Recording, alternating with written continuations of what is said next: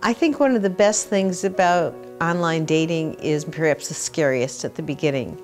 It's new. It's a different way of meeting people. It opens up networks of people you would never have met otherwise.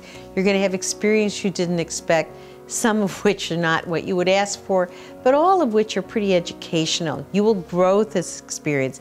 You'll embrace life. And I don't care what age you are, from 20 to 90, we're always learning something new. And you're never too old to learn and to love. Often people who are over 50 think, well, you know, is this really a medium I can succeed in? Absolutely it is. I think one of the hardest transitions is when you've been out of dating for a while. You've been married 20 years and you get divorced. You've been in a happy marriage for 30 years, but your spouse died. You haven't been dating for a long time. You haven't even looked at yourself in the mirror in that same way of going like, you know, I gotta kind of tidy my act up. What do I do? You haven't flirted in ages. Just all those things that are kind of natural when you're younger and you're looking for somebody, and you may have had those skills, but you're not quite sure how to dust them off.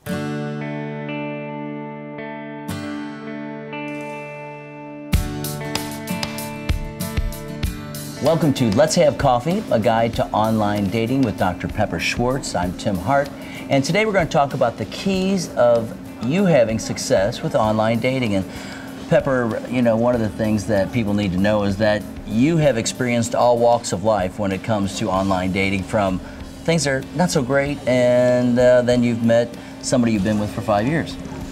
Well, that's exactly right. I have met someone online. I don't think I'd promote it or feel as professional as I should if I hadn't experienced dating online myself. And yes, there were a lot of humorous situations and also some wonderful people I met who are still my friends. But of course, what I really wanted was, you know, the love of my life, and of course, I think I found it. Well, Pepper, what do you think the keys are then to online dating and having success?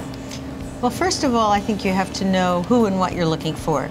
You're looking for a date, just some companionship? Are you looking for a partner for life? It makes it a big difference in who you choose. I think you have to know yourself. How do you describe yourself? How do you make someone know who you are so they can find you?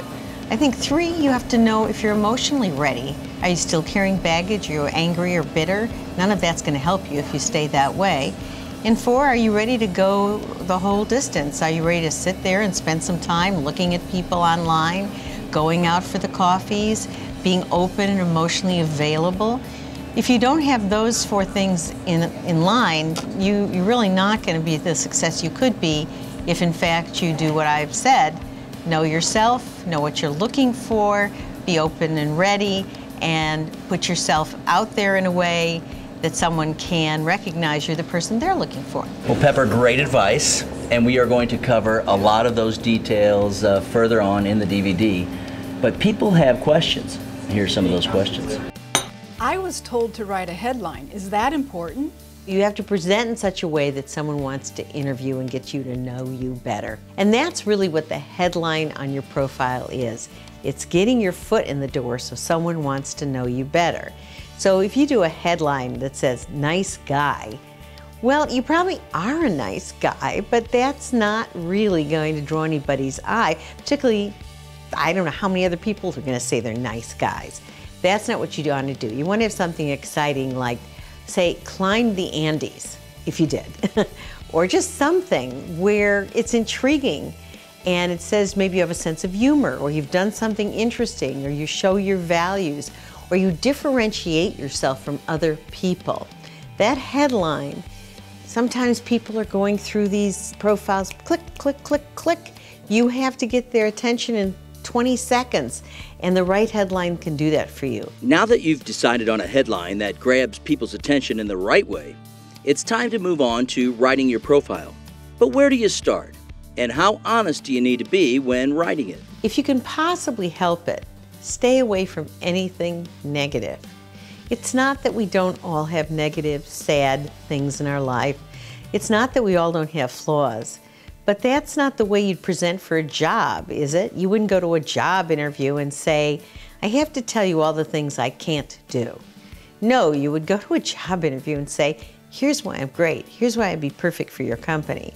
And you have to take that same kind of salesmanship and that same kind of positive attitude into dating. Yes, you may have had an illness. No, you don't have to tell somebody about that in the first 5 minutes of meeting them. Yes, you may have had a terrible breakup with your ex-wife or your ex-husband, or unlucky in love in several ways. No one needs to know about it, and you should never, just take this as a general rule, stay away from your exes of any kind. Don't talk about it, because there may be bitter, sad feelings there, and if you say them, it's going to color the way you come across. And somebody always moves away from negativity, away from bitterness. You want them to move towards you. So the past is the past. If you get to know someone well enough to start dating and to becoming more intimate and telling them things about your past that are sensitive, well, that's okay. But there should already be a connection and a growing feeling towards one another before you have to put in those kind of details. I've tried online dating. How long does it take? You have to be resilient and say, okay, I've had 20 dates and I haven't met the one, but if it takes 20 more, I'm going to do it. Because I really do believe that if you stay at this, you will find your perfect match. But sometimes it takes a while, and sometimes it takes recalibrating what you put in the computer. The computer will match you up based on what you've put into the duet questionnaire and all the other do's and don'ts and your deal breakers and all the things you can say that you don't want as well as you do want.